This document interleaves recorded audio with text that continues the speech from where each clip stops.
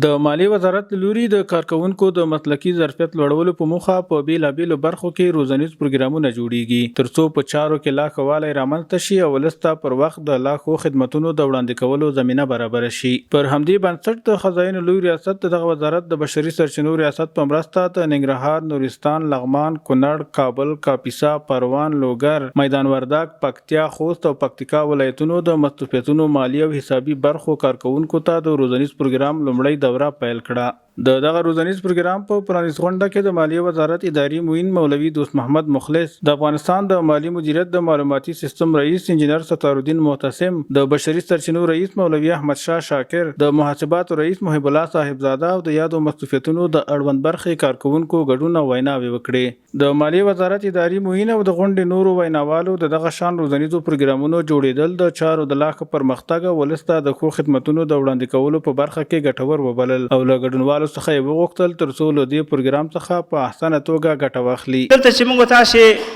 په دې اسلامي نظام کې خدمت کوو، که هغه خدمت غټ خدمت وي، که وړوکی خدمت وي، خو خدمت ده. الله جل جلاله هر څوک په خپله اندازه مسؤول کړی ده. مسؤول څه معنی؟ الذي سئله، هغه چې د ده نه به پوښتنه کېږي. نو موږ تاسې په څومره لا یکلف الله نفسا الا وسعها، موږ تاسې په خپله اندازه مکلف یو. نو چې هر کله په دې اسلامي نظام کې په هغه خپله اندازه ماته یو مسؤلیت راسپارل شوی ده او زه خدمت کوم، دا خدمت یو ډېر عالی خدمت ده، یو ډېر لوړ خدمت ده. د هیواد په کچه باندې مالی مدیریت دنده د مالیې وزارت، په دې کې د مصارفاتو د شتمنیو مدیریت د خزاینو لوی ریاست وظیفه ده، مهمه وظیفه ده.